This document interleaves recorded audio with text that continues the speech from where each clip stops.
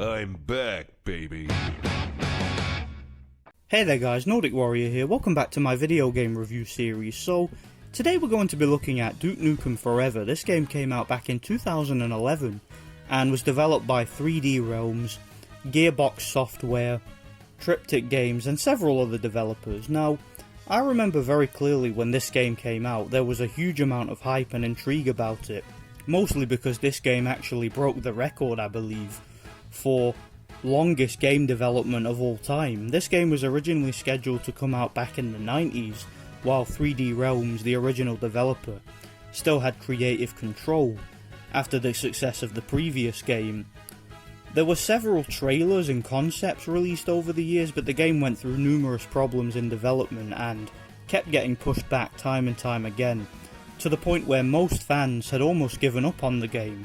The game eventually came out in 2011, so just over a decade ago, and unfortunately the game did not do well. It got absolutely ridiculed and tore apart by critics, and came under a lot of scrutiny from both longtime fans of the series and mainstream critics. Longtime Duke Nukem fans were put off by the fact that the game came across as more of a generic first-person shooter with recharging health, a 2-weapon limit and linear level design that many felt was dated by that point, and pretty much all the mainstream critics tore the game a new one. As far as I'm concerned, however, I have mixed feelings on the game, but suffice to say, I personally think the game is a lot better than the critics gave it credit for, and there are actually some things about the game that I really do like, although some of the criticisms I do agree with. So the game is a first-person shooter. You play as Duke Nukem. Who is Duke Nukem? Well, he's a badass, that's who.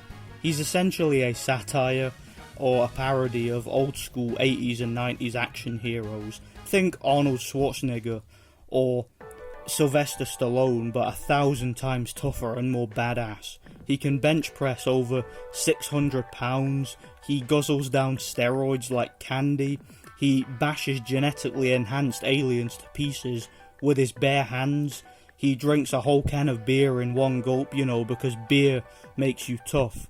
He wears a tank top to war because Power armor is for pussies. You get the picture. He's a badass. Women want him, guys want to be like him. He's the badass of all badasses, and the game never lets you forget it. Almost every line of dialogue out of Duke's mouth is an 80s or 90s action movie reference or one-liner.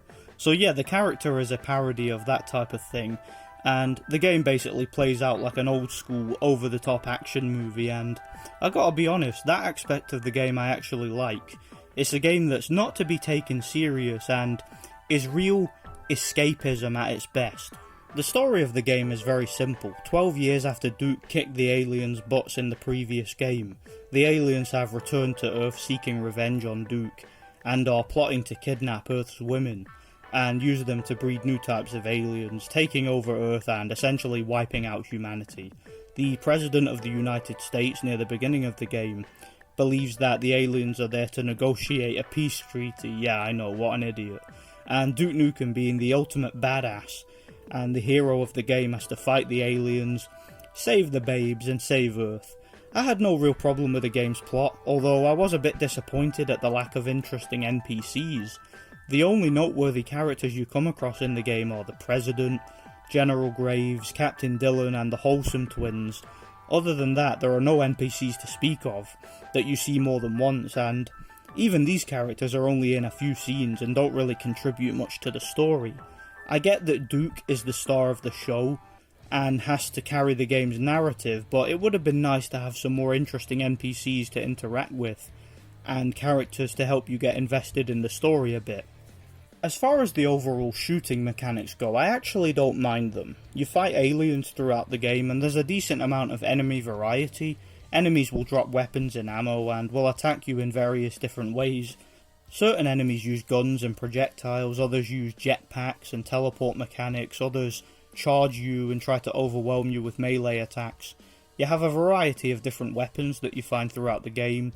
Basic guns like pistols, a machine gun called a Ripper. You have rocket launchers, which are needed against bosses, a railgun, which is basically a sniper rifle, and a badass shotgun. That was my personal favourite weapon of the game. You also have several alien weapons that you pick up, some unique and quirky weapons such as a shrink ray, lots of weapon variety. Sadly though, and one of the main criticisms that I do agree with, you have a generic 2-weapon limit like most first-person shooters. This means you'll be leaving out most of the cool unique weapons and leaving them behind in favour of some of the more practical ones.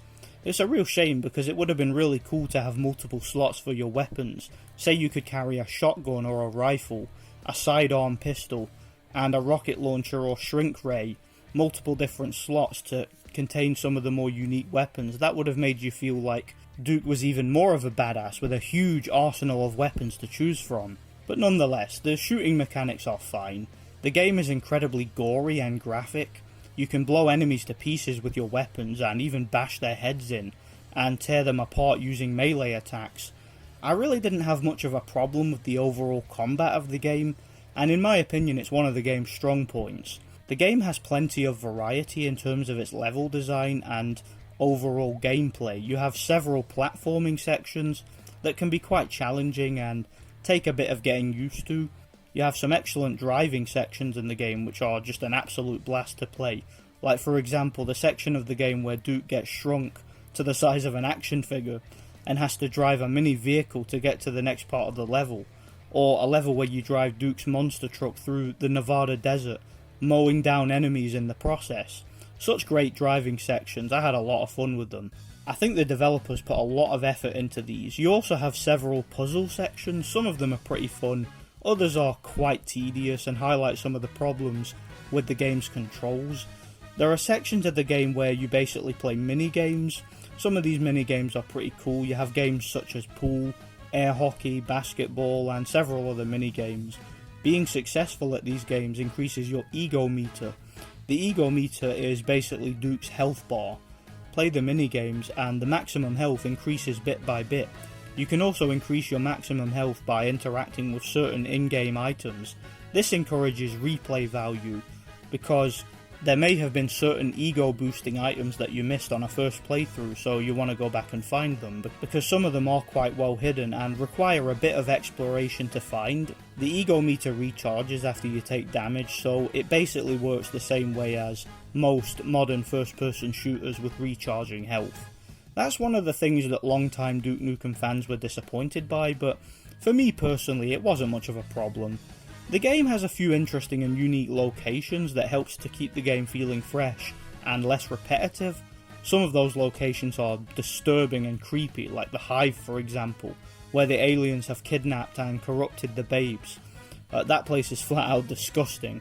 Other locations are quite fun and vibrant, like Duke's penthouse and a strip club where you can mess around and have fun with some of the game's various mini-games. You also have some pretty cool turret sections that, again, do their bit to add variety to the game. The boss battles are pretty badass too. You basically use rocket launchers and explosives to defeat each boss, and each time they get more and more challenging. So overall, the game has a lot going for it. Lots of variation, some great level design, combat and enemies. Unfortunately though, the game does have some pretty big flaws. The graphics and presentation for 2011 are pretty poor, and the game is filled with frame rate issues and texture pop-in. Some of the backgrounds and buildings in the game just look blurry and unfinished. The character models are okay, but nothing special. The game also has some pretty long loading screens which really annoyed me, and it just has an overall unpolished and unfinished look to it. Another major criticism that the game got when it came out was for its humour.